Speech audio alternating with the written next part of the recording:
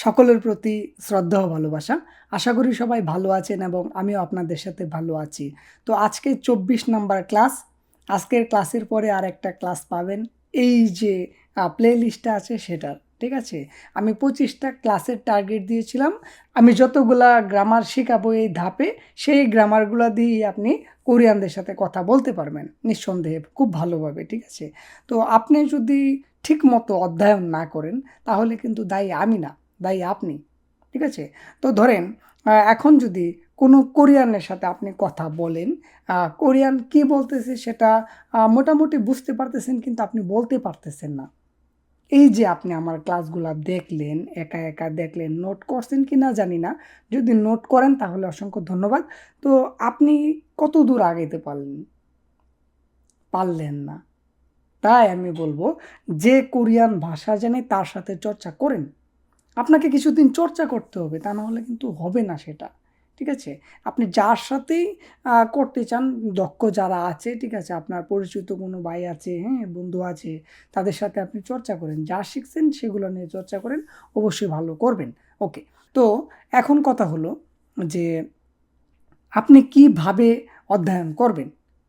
প্রত্যেকটা ব্যাকরণ আপনি জানেন, শিখছেন। তার সাথে শব্দার্থ নিবেন, ক্রিয়া নিবেন, ঠিক আছে? এইগুলা দিয়ে আপনাকে বাক্য তৈরি করতে হবে। বাক্য তৈরি করে নিজে চর্চা করতে হবে। সবচেয়ে ভালো হয় আমি বললাম যেটা, আপনার কোনো বন্ধু, আপনার কোনো ভাই যারা কোরিয়ান ভাষায় দক্ষ, তাদের সাথে চর্চা করেন। ঠিক আছে? তাহলেই আপনি ভালো করবেন। মুখের জড়তা কাটাতে হবে। আপনি যদি একা, একা চর্চা করেন খুব ভালো করবেন। কিন্তু আপনি যখন কোরিয়ানদের সাথে কথা বলবেন তখন পারবেন না। ঠিক আছে? তো বিষয়টা হলো এরকম। ওকে? তো আমি আপনাকে পরীক্ষা করি দেখি আপনি কতদূর পারলেন। আপনি বলেন যে, "আমি বাজারে গিয়ে আ সবজি কিনবো।" আমি বাজারে গিয়ে সবজি কিনবো। এটা কিভাবে বলবেন? "저는 시장에 가서 야채를 살 거예요." এইভাবে বলতে হবে। আপনি বলুন যে, "আমি আগামী কালকে কোম্পানিতে আসবো না।" কিভাবে বলবেন সেটা? "저는 내일 회사에 안 올 거예요." ঠিক আছে? বলুন, আ "আমি ১ টার সময় বাজারে গিয়েছিলাম।" কিভাবে বলবেন?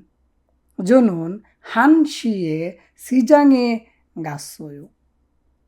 ঠিক আছে? আপনি বলুন যে, "আমি কোরিয়ান ভাষায় কথা বলতে পারি না।" "저는 한국말로 이야기할 수 못해요." ঠিক আছে? তো বলুন আ যে, "আপনি আমাকে একটু সাহায্য করতে পারবেন?" এটা কিভাবে বলবেন? আ "나 좀 도와줄 수 있어요?" আমাকে একটু সাহায্য করতে পারবেন? একটু সাহায্য করার সময় আছে? এভাবে বলবেন। আপনি বলুন যে, "এইখানে এই মেশিনটা ডিস্টার্ব দেখা দিছে।" কিভাবে বলবেন? "여기 이 기계를 잘 안 돼요." এভাবে বলতে হবে। ঠিক আছে? ভালো কাজ করতেছে না। ভালো সার্ভিস দিচ্ছে না মেশিনটা।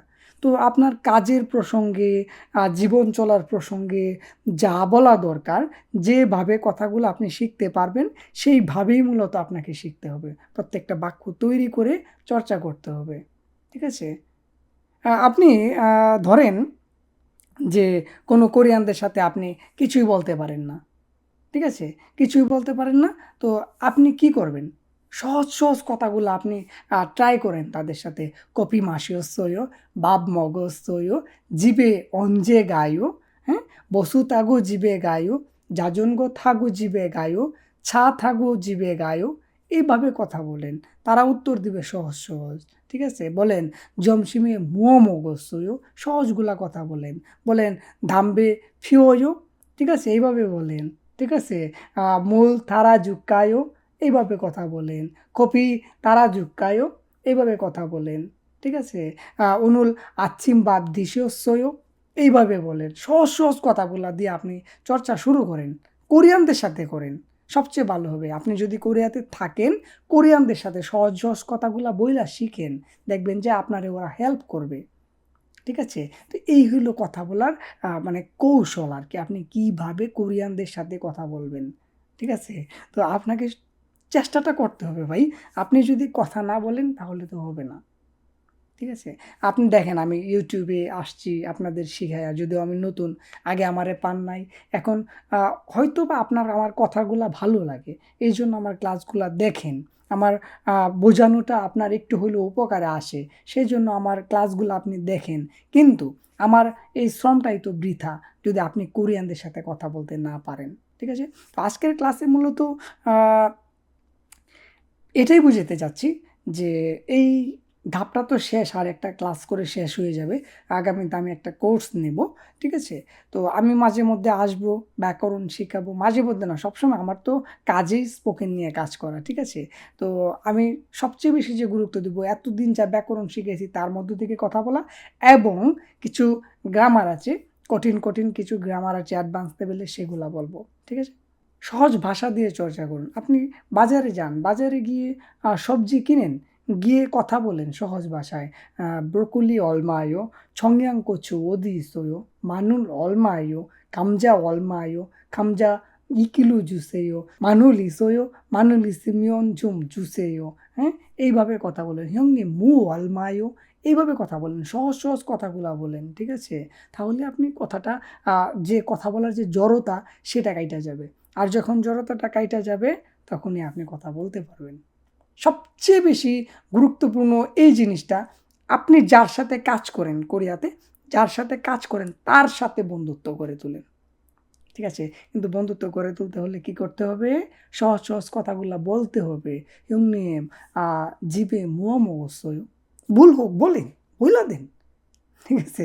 বইলা দেন। তো আপনাকে আমি সর্বশেষ এটাই বলতে চাই, আপনি যদি কোরিয়াতে থাকেন, অবশ্যই কোরিয়ানদের সাথে কথা বলতে হবে। আপনি কথা বলেন না, নিজের মতো কাজ করেন, তাহলে আপনি ভাষা শিখতে পারবেন না। যেহেতু আপনি কোরিয়াতে আছেন, আপনাকে ভাষায় দক্ষ হতে হবে। চলার মতো হইলেও দক্ষ হইতে হবে। তা না হলে আপনি কোরিয়ানদের সাথে অন্তরঙ্গতা সৃষ্টি করতে পারবেন না। আপনি মিলেমিশে কাজ করতে পারবেন না। তারা আপনার কথা বুঝবে না, আপনি তাদের কথা বুঝবেন না। তাহলে কি এভাবে কি চলা যায় বলেন তো? আপনি একটা দেশে থাকবেন, তাদের সাথে কাজ করবেন, অবশ্যই আপনাকে ওদের ভাষাটা আয়ত্ত করতে হবে। একবার আয়ত্ত করে দেখুন কত মজা, কত আনন্দের সহিত কাজ করবেন। ঠিক আছে? এই যে দেখেন আমি কাজ করি, সারাদিন এই কথা বলি। ঠিক আছে? আমি সারাদিন এই কথা বলি। বিগত আমি যাদের সাথে কাজ করছি সবাই কোরিয়ান। ঠিক আছে? যদিও বাংলাদেশিরা ভাইয়েরা ছিল, তবু কোরিয়ানদের সাথে আমি কাজ করছি, কেননা আমি প্রথম থেকেই কথা বলতে পারতাম। ঠিক আছে? ভুলভাল যা হইতো আমি বলতাম। আমার বস আমাকে অনেক হেল্প করছে, আমার অনেক শিখাইছে, যার জন্য আমি এতদূর আগাইতে পারছি, আমি এতটুকু এক্সপার্ট হইতে পারছি যতটুকু পারি। ঠিক আছে? ওকে? তো আজকের ক্লাসটি আমরা এটা মূলত ক্লাস না, আজকে আমরা এখানেই রাখছি। আগামী 25তম ক্লাসে, অর্থাৎ আগামীকাল, আগামীকালকে আপনাকে আরও সুন্দর করে পরামর্শ দিব কিভাবে আপনি স্পোকেনে ভালো করতে পারেন। ঠিক আছে? কিভাবে আপনি আগাইবেন, কি ধাপ আপনি ফলো করবেন, কি ধাপ ফলো করলে আপনি ভালো করবেন, সেই বিষয়ে আপনাকে অবশ্যই আমি আ পরামর্শ দিব। সে পর্যন্ত সবাই ভালো থাকি, সুস্থ থাকি। সবাইকে অসংখ্য ধন্যবাদ এতক্ষণ আমার সাথে থাকার জন্য।